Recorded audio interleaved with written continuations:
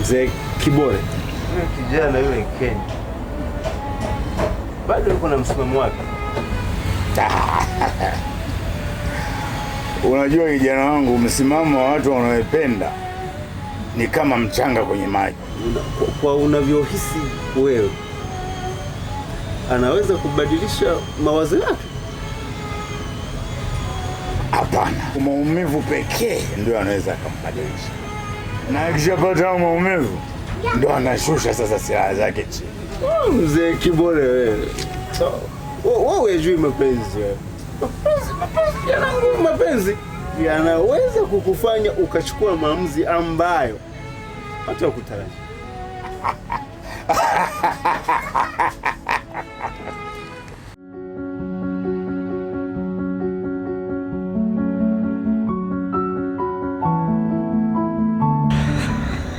Unajua nini la mama? Mimi najua baba yako anipendi hata kidogo, lakini nitapambana. Nataka nimwaminishe jambo moja. Nataka aelewe jinsi ninavyokupenda, aelewe jinsi ninavyokuthamini, aelewe kiasi gani unajua kwenye moyo wangu.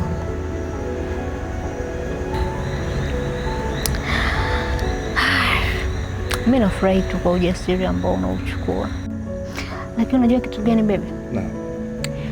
Kwenye maisha bwana, utaki kuishi kwa kutaka kumthibitishia mtu kitu. Na kuhusu swala la baba yangu, yule atasikusumbue bwana, achana naye tu.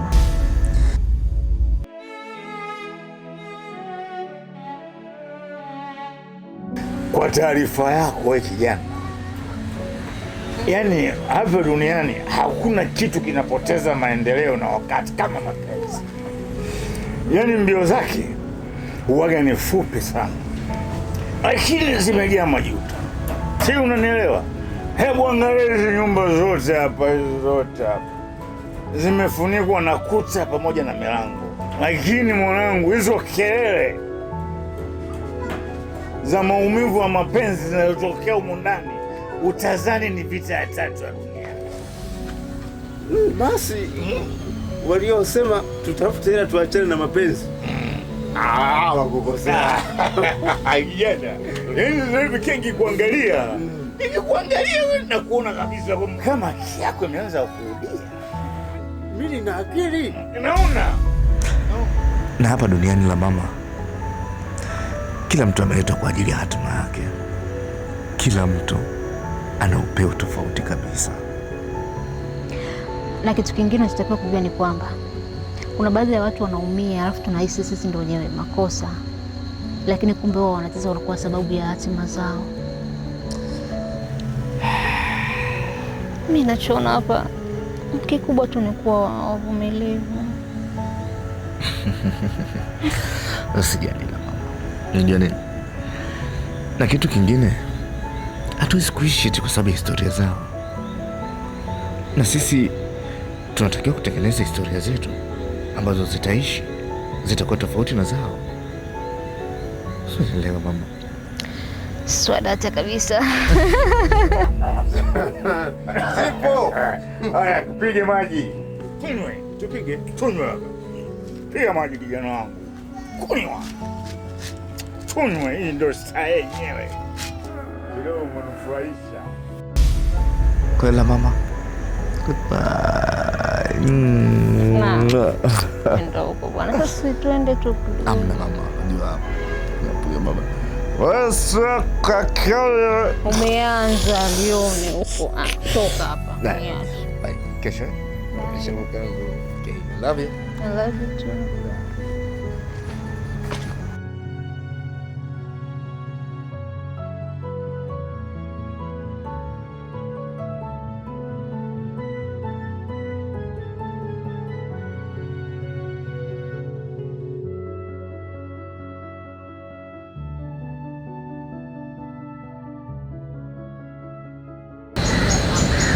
Makombe, mimi naona tu bora tusitishe swala la mahusiano. Unamaanisha nini? Wakati unajua kafika mimi nakupenda na siwezi kukuacha. Mimi naona tutafika mbali kwa sababu babako anipendi, hanihitaji, hatamani hata kuniona. Wewe unahisi tutafika wapi? Nishakwambia swala babangu niachie mimi, hilo swala nalimudu. Angalia ni wapi tumetoka na ni wapi tunapoelekea. Kweli unaweza tuishie njiani kweli? Wewe bado unaishi kwenye kimvuli cha babako, ndio maana huna maamuzi yoyote kuhusu mahusiano yetu. Naomba niachie maisha yangu tafadhali, kwa sababu sitaki kuteketea kwa sababu yako. Nisikize kitu nikwambie Nana, nikumbuka mimi nakupenda, na mimi siwezi kuishi bila wewe. Wewe ndio kila kitu, angala kila kitu kwenye mwili wangu nimewekeza kwako, figo, bandama, maini, alikadhalika na firigisi. Nielewe basi. Wewe Nana.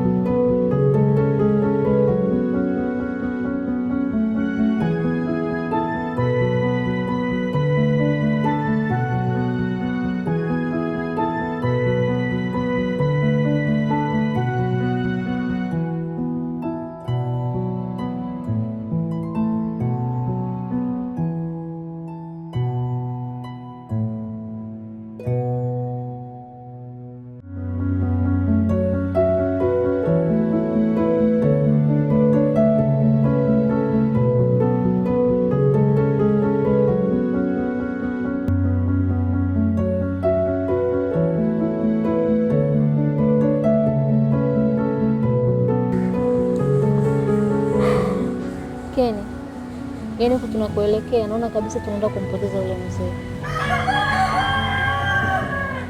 Maana kutwa ni hasira mpaka sisi wote tumeshamchoka.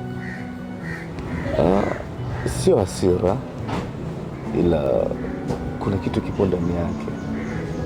Kama atakubaliana nacho, basi atapata uhuru mpya, atapata ushindi mpya, atapata maisha mapya. Lakini mimi nimeshachoka kuishi kwenye kivuli cha maumivu yake. Maana mle ndani sasa hivi anatuendesha, ni sisi wote sasa tunafuata mdundo wake tu. Ipo siku atasema ukweli wake wote, na akishasema ukweli wake wote, hicho kitu ambacho kipo kwenye nafsi yake kinatoka na anaanza maisha mapya, na kila kitu kitabadilika. Ni vipi kama ukweli ukituumiza sisi wote? Huoni kama hali ndio itazidi kuwa ngumu? Na hapa sasa tutagundua kwamba ulikuwa upendo wa kweli ama ulikuwa upendo wa uongo.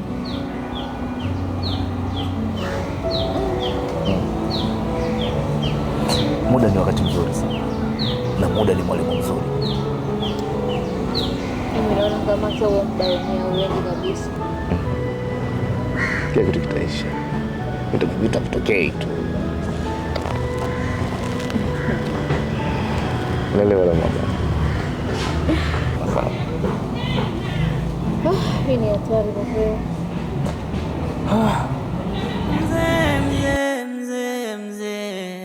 Mzee Kibore, mzee Kibore ana mengi moyoni mwake ameafia. Yaani hapo injini ya gari imeshavurugika kabisa. Na kuona upo juu ya kilele, wala hujui utashuka vipi. Baba, haya yote tumeyataka wewe. Ona mwanao leo nimeacha kwa sababu yako. Shida nini mzee wangu? Kwa nini upendi familia yako tuishi kwa amani? Tumeukosea nini? Hivi ni nani aliyokuambia kunywa hizo pombe ndio alokuacha atakurudia? Kama sio kuharibu vitu vya ndani yako vilivyoshikiliwa na ngozi ya nje. Na yote unafanya kwa ajili ya mapenzi tu. Mzee wangu, unajua kabisa fika kunywa pombe sio sahihi. Haya, kwa nini unakunywa sasa? Mzee wangu, nakuomba niache na mimi nipate amani ya moyo wangu mzee wangu. Nakuomba. Baba, niache nitafute amani ya moyo wangu mzee wangu. Hivi unatafuta amani ya moyo au unataka kuusimamisha moyo wako?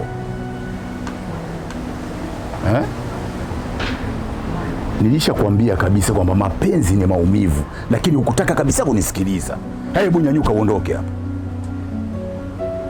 Nyanyuka bwana, uondoke.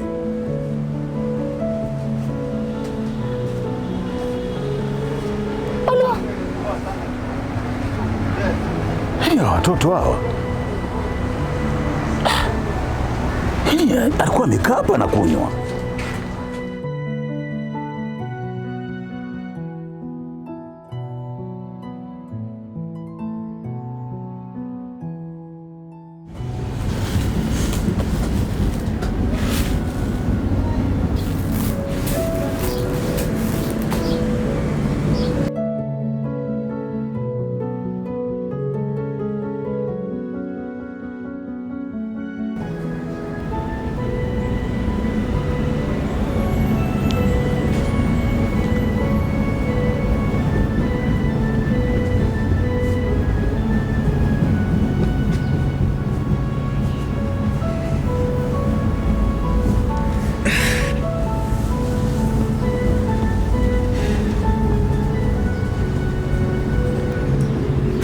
Dada, natamani kama mama angekuwepo hapa, yeye huenda ndo angetambua maumivu nayopitia kwa sasa.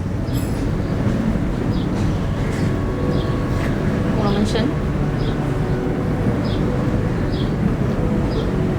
Alafu Makombe, umekunywa pombe, umekunywa tena pombe Makombe.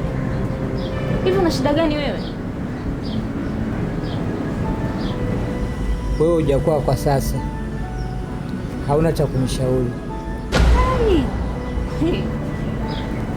Ama kweli nimeamini pombe sio chai. We mjinga, unasemaje? Hivi una shida gani? Naomba nisamehe dadangu, yaani mpaka hapa sielewi kwanza kuwa nimepewa likizo au ameniacha moja kwa moja. Shapigwa na kitu kizito. Sasa mdogo wangu Makombe, wacha mimi nikushauri kitu. Unajua pombe sio suluhisho la matatizo na pombe sio kitu kwenye maisha yako. Hivi umesahau kipindi kile ulikuwa unakunywa pombe mpaka ukachanganyikiwa? Sasa umerudi tena kule kule, unapata shengesha la babako Makombe, utapotea. Hebu mnionee huruma basi, mtoto wa mwenzenu. Mnanipa pressure leo baba, leo wewe. Haya, usio nalani wako, mimi nitajaribu kuongea naye. Kama atanielewa sawa. I hope tu ugomvi wenu sio mkubwa. Sio tatizo kubwa, ni tatizo kadogo. Unajua wanawake jinsi mlivyo, kitu kidogo mnakifanya kinakuwa kikubwa. Sio tatizo kubwa, tatizo dogo tu. Unajua akili yako wewe. Yaani wewe na babako hamna tofauti yoyote. Ushamtibua mtoto wa watu huko, sasa limekukuta. Baki tunakunywa mipombe. Hata ujihurumie afya yako jinsi ulivyo. Jini bwana, yanatusu stress. Haya, naomba niahidi kwamba kuanzia leo hautakunywa tena pombe. Sister, nakuahidi sitokunywa pombe tena. Leo ndio mwisho. Kunywa? Kwani ukifa mimi na shida gani bwana? Mimi maisha yangu yataendelea. Tutakuzika, tutakusahau. Usiseme hivyo basi. Sasa ninaenda ndani. Naona leo tunabadilisha makande leo tunakula wali. Nipo ndani.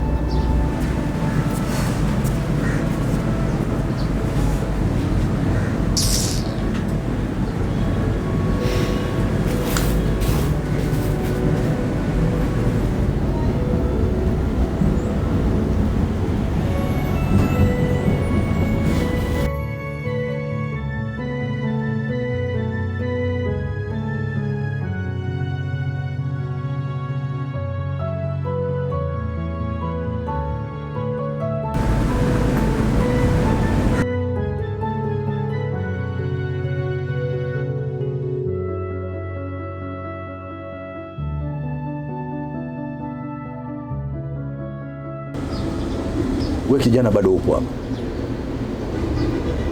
au umeua wewe? Uko nyumbani kwenu umeua? Sasa ndio nataka kuja kuangamiza na hii familia yangu, si ndio? Hapana baba, bado nipo hapa, lakini sipo kwa ajili ya kuangamiza, nipo kwa ajili ya kujenga ufa.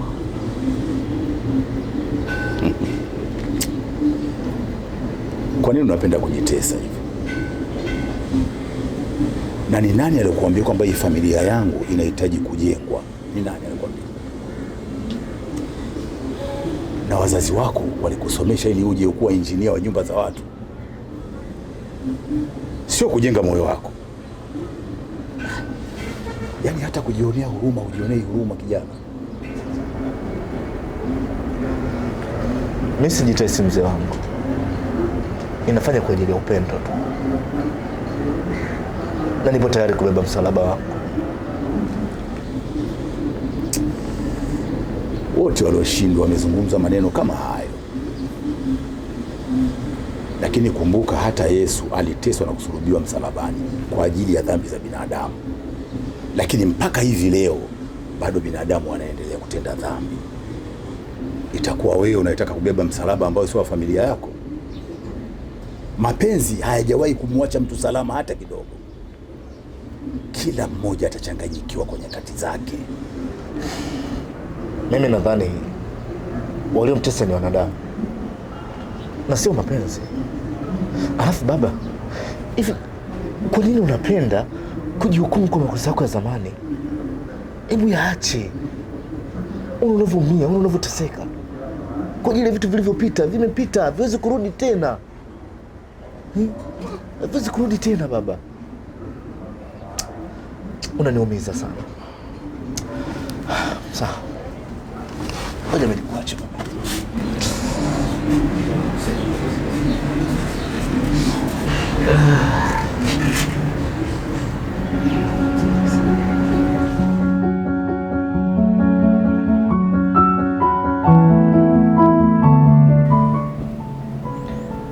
Baba, hivi kwa nini unamchukia Ken na wakati hata umjui? Namjua, ni kama wengine wote tu. Baba, hivi kwa nini unamchukia Ken? Sio kweli baba. Wakati hata umjui. Ile shida kuelewa ni kwa nini unamhukumu kila mtu? Mapenzi hayambadilishi mtu, bali humuonyesha mtu uhalisia wake. Sasa kwa kuwa wewe bado mdogo sana, hata nikikwambia vipi huwezi kunielewa hata kidogo. Basi na wewe pia umebadilishwa na hayo maumivu yako, na ndio maana unahisi kwamba kila mtu atapitia kile ambacho umekipitia. Baba, kama hizi ndio njia ambazo unataka kutupitisha sisi watoto wako, kusema ukweli unatuangamiza. Hivi baba, unajionaje?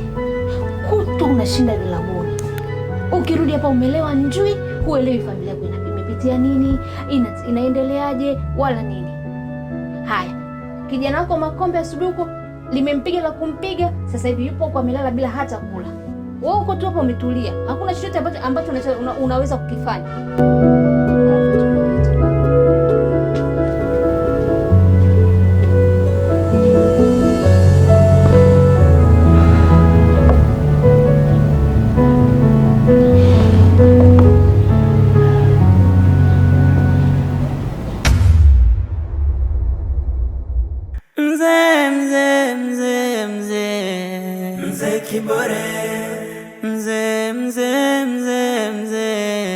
Mzee Kibore ana mengi moyoni mwake ameaficha. Mzee Kibore hasemi yaliyokuwa ndani anaugulia. Mzee Kibore, mzee